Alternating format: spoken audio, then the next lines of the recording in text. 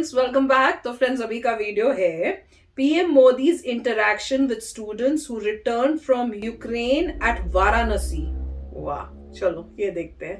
ये I think it will be a really amazing video. तो video शुरू करते हैं। वीडियो शुरू करने से पहले अगर आप चैनल पर नए हो और आपने अभी तक सब्सक्राइब नहीं किया तो जल्दी से पहले सब्सक्राइब के बटन और बेल आइकन को क्लिक कर लो ताकि आपको हमारे सारे न्यू वीडियोस के नोटिफिकेशन मिल जाएं जैसे हम अपलोड करें। अगर आपको वीडियो पसंद आता है प्लीज लाइक एंड शेयर। चलिए शुरू करते हैं। जीवन में आप लोगों को ऐसे अनुभव से गुजरना पड़ा है, इतनी छोटी आयु में, वो भी दूर, अकेले। मैं कल्पना कर सकता हूं कि किस प्रकार की मानसिक परिस्थिति से आपको गुजरना पड़ा होगा। कठिनाइयों के बीच भी हम मोदी जी का गला बहुत वैकेशन खराब कर पा रहे हैं।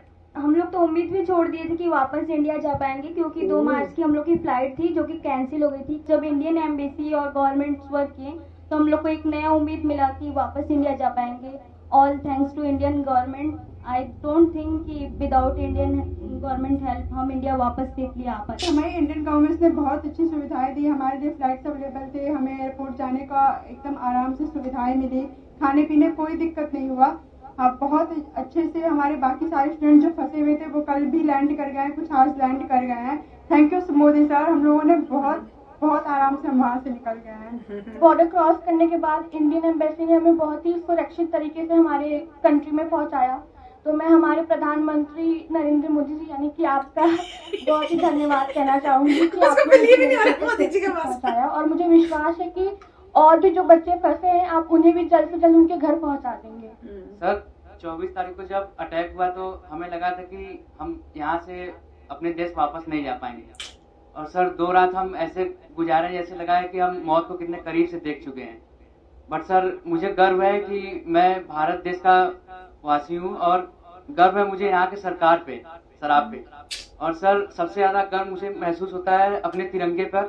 जब हम इवैक्यूएशन से आ रहे तो हमें ऐसी नोटिस मिली थी कि आप अपने बस के आगे और खिड़कियों पे तिरंगे को लगा दीजिए ताकि जब रशियन आर्मी देखेगी तो आपके केवल तिरंगे से वो आपको टच भी नहीं करेगी। और इस तरह मेरे लिए बहुत बड़ी बात है कि मैं ऐसे महान देश में पैदा हुआ। उस ड्यूरेशन में हमारे पास कोई होप नहीं था और single hope only is this कि हमारा government and first of all sir specially you sir Modi ji तो होगा। भगवान के बाद अगर घर में नाम लिया जा रहा था तो सर वो आप थे। मोदी जी हमें बचा देंगे, जो भी कर सकते हैं मोदी जी कर सकते हैं। अब इससे बड़ा हम कुछ कह नहीं सकते सर। पेरेंट्स सब होप खो देते हैं सर, क्योंकि हमें बचाने के लिए हमारे पेरेंट्स कुछ भी कर सकते हैं, पर उस सिचुएशन में sir parents can't do anything and that time they are all wishing from god and they are always, I have no word sir. घर में 100 बार नाम सिर्फ आपका लिया जाता था कि मोदी जी कर लेंगे, वो ही कुछ कर सकते हैं, अब कोई कुछ नहीं कर सकता। First of all I would like to say that पहली बार हमने इंडियन झंडे की ताकत देखी। हम जब बस पे जाते थे तो करीब 25 चेक पोस्ट हमें मिली जहाँ पे हमारी चेकिंग हुई, आर्मी अंदर आई, बट उन्होंने छोड़ दिया हमें, मतलब हमारे फ्लैग को देख के छोड़ दिया। इवन जो अदर कंट्रीज के बच्चे थे, नाइजीरियन, मोरक्कन, वो सब हमारे झंडे को यूज करके वो लोग वहाँ से बॉर्डर क्रॉस कर रहे थे। तो sir thank you so much for evacuating us. Thank you so much sir. मेरी दादी ने मुझे ये बोला था कि क्योंकि मेरे फादर आर्मी में है तो उन्होंने बोला था कि तुम्हारे पिताजी ने तो ये वॉर नहीं देखा जो तुम फेस करके आ रही हो, लेकिन उन्होंने ये कहा कि मोदी सरकार जी पे पूरा भरोसा है कि अगर कोई नहीं तो वो तो आपको जरूर ही निकाल देंगे। जब अटैक हुआ था 24 को तो 25 को हम सारे राशन की लाइन में लगे। हमें लगा कि 1 हफ्ते लग जाएंगे हमें इवैक्यूएशन के लिए, लेकिन हमें 26 को ही मैसेज आ गया कि आज आपका इवैक्यूएशन है। हम बॉर्डर पहुंचे, फिर वहां से हम रोमानियन बॉर्डर को क्रॉस किया और फिर वहां से इंडियन एम्बेसी ने हमारा बहुत साथ दिया। हमें तुरंत इवैक्यूएट किया गया, फ्री फ्लाइट्स, फ्री एवरीथिंग। मेरे पास इंडियन करेंसी भी नहीं थी लाने के लिए कुछ। तो हम लोग सो ही नहीं पा रहे थे कि अटैक हो गया, अब हम लोग के साथ भी कुछ भी हो सकता है। और जब हम लोग स्टडी के लिए गए थे उसके जस्ट 1 हफ्ते बाद मेरे पिताजी का देहांत हो गया। तो उसके बाद मेरी मम्मी इतना ज्यादा पैनिक होती थी हमेशा कि तुम कब आओगी, कैसे आओगी, अब मैं कुछ कर भी पाऊंगी कि नहीं कर पाऊंगी। तो उनके पैनिक होने से मैं भी पैनिक हो जाती थी। तो जैसे ही उनको पता चला कि सरकार ने इतना इंतजाम किया है, आ जाऊंगी, जैसे ही उन्होंने मुझे देखा, आपको इतनी दुआएं दी हैं, इतनी दुआएं दी हैं कि आप हमेशा खुश रहे, आप हमेशा जिए। उसके बाद हम लोग को जरा सी भी दिक्कत कहीं भी महसूस नहीं हुई। हमारा इंडिया इतना अच्छा है कि हमारे फ्लैग के जरिए दूसरे नेशंस के लोग निकल रहे हैं। तो thank you so much sir, thank you so much. हमारा देश मजबूत हो, इन सारी समस्याओं का समाधान उसी में है। उसी प्रकार से मैं तो अभी भी मानता हूं कि अगर देश में पहले से मेडिकल एजुकेशन की नीतियां सही होती तो आप लोगों को बाहर नहीं जाना पड़ता। बिल्कुल, क्या कमाल की बात की है यार, कौन माँ बाप अमेजिंग। चाहते कि किसी ने नहीं ये बात की कभी भी। अकेले भेजते, कोई माँ बाप नहीं चाहता। लेकिन हम लगे हैं। देखिए पहले करीब 300-400 के बीच में हमारे यहाँ मेडिकल कॉलेज थी, अब हम करीब 700 तक पहुंच गए हैं।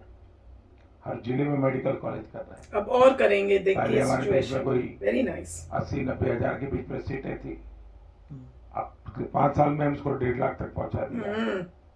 यूपी में भी नए 2100 विद्यार्थियों के लिए सीटें बढ़ाई हैं। यहाँ प्राइवेट मेडिकल कॉलेज भी करीब डबल हो रही है। और मेरी कोशिश है कि हर जिले में मेडिकल कॉलेज हो। जिस प्रकार की कोशिश हम कर रहे हैं, किसी को बाहर जाना ही ना पड़े 10 अपने साल के पेरेंट्स से भीतर दूर। Very nice.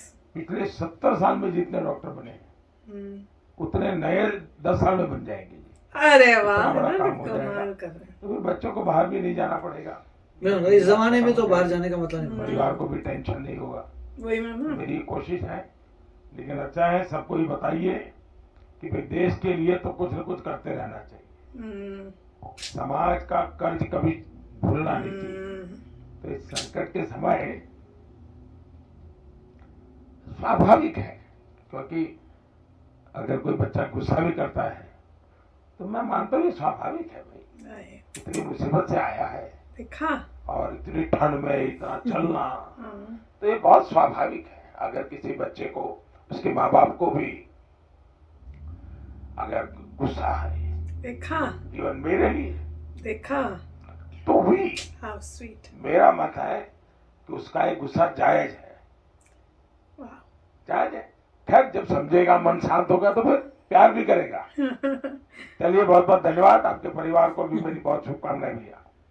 तो फ्रेंड्स, सच्ची में बहुत ही प्यारा वीडियो था, और जिस तरह से इतना एक्सप्लेन किया ना बच्चों ने, और दिखाया कि ग्रैटिट्यूड, ग्रेटफुलनेस की आपने बचा लिया। और जैसे बता रहे थे कि पेरेंट्स तक कह रहे थे कि भाई मोदी जी हैं, वो ही कर सकते हैं, वो करेंगे, और वो ही हुआ। तो इतना अच्छा बताते हो। जब वो फ्लैग का बताया ना यार, कि जब हमने लगाया हुआ था और जब वो अंदर आए चेक करने तो कुछ नहीं किया, और बाकी कंट्रीज के लोग भी अपनी गाड़ियों में इंडिया का फ्लैग, इतना प्राउड फील हुआ कि क्या बताऊं यार। अमेजिंग था। उन्होंने बोला नाइजीरिया वगैरह के लोग भी जो हैं इंडिया का फ्लैग लगा के जा रहे थे। हमने तो न्यूज़ भी देखी, पाकिस्तान के लोग भी इंडिया का फ्लैग लगा के वहाँ से जा रहे थे। बहुत अमेजिंग बात है, बहुत ही अच्छी बात है। उन्होंने बहुत ही अच्छे तरीके से मोदी जी को थैंक्स किया है। That is also amazing.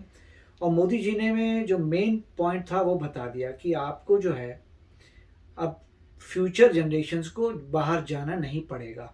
देखिए, जितनी भी जनता बाहर आई है, किसी न किसी मजबूरी की वजह से आई है कि इतने स्लॉट नहीं थे। आप एक बच्चा लाता है 92.5, दूसरा लाता है 92, तो उसका कट ऑफ हो जाता है, और ज़्यादा फर्क नहीं होता 92 और 92.5 में। फिर वो क्या करें लोग ऐसे जहाँ पर भी, और इवेंचुअली इतनी सीटें होती ही नहीं है तो बाहर जाना पड़ता। तो जो भी है, मतलब बहुत अच्छा उन्होंने बताया कि अब ऐसी पॉइंट होगा कि आपको बाहर नहीं जाना पड़ेगा, आपको बेस्ट एजुकेशन आपकी कंट्री में ही मिलेगी, जिससे इतनी प्रॉब्लम्स ना आए। और अनलेस कोई स्पेशलाइजेशन कहीं हो रही हो जहाँ पे उससे समय लगेगा, मगर मोदी जी ने सारे पॉइंट्स पे बोला। ये भी कहा कि कुछ ऐसे बच्चे हैं जो परेशान हैं, जो उदास हैं, जिनको गुस्सा आ रहा है, वो ठीक है, बाद में वो थैंक करेंगे कि जो भी गवर्नमेंट ने उनके लिए किया। Very nice video. बहुत ही अच्छी सोच है उनकी। नहीं तो हमें कोई कुछ बोल देता है, हमें तो बुरा लग जाता है। मोदी जी से सीखूंगी अब मैं कि जैसे हमारे को कमेंट्स आते हैं ना भैया ऐसे ऐसे गंदे गंदे से, तो उस टाइम फील होता है, बुरा लगता है। जहाँ पे पर इनको तरह ना कि भैया सोचो कि बाद में खुद ही समय, मैं पता है क्या सोचूंगी, मैं कहूंगी अभी ये बोल रहे हैं, इतना कर रहे हैं कि भैया किसी और कंट्री को अपना समझकर, टाइम जब उनको बताएगा तो उनको भी समझ आ जाएगी। जैसे मोदी जी कह रहे हैं, फिर वो खुद ही थैंक करेंगे कि देखो अंकल आंटी ने जो है ये बात जो बोली थी वो वाकई में सच है। राइट। जहाँ तक कमेंट्स की बात है, अगर आप जो टॉपिक है उसके बारे में बात करते हैं तो कोई प्रॉब्लम नहीं है। आप जैसे बहुत लोग लिख रहे हैं कि वी लव रशिया, कोई प्रॉब्लम नहीं है, आपका ओपिनियन आप लव करते हैं, इज़ वेरी नाइस। तो उन सब चीज़ों को अगर जहाँ पे आप पर्सनल हो जाते हैं वहाँ पे प्रॉब्लम है, क्योंकि फिर आप डाइवर्ट कर रहे हैं एक मुद्दे से किसी और चीज़ पर, तो वहाँ पे प्रॉब्लम आती है और वहाँ पे वो हम टॉलरेट नहीं करते। मगर आप अगर पॉइंट पे बात करेंगे, देखिए ये है वो है, अपने फैक्ट्स लाएंगे, वो तो देयर इज नो प्रॉब्लम, आप कोई भी ओपिनियन रखिए।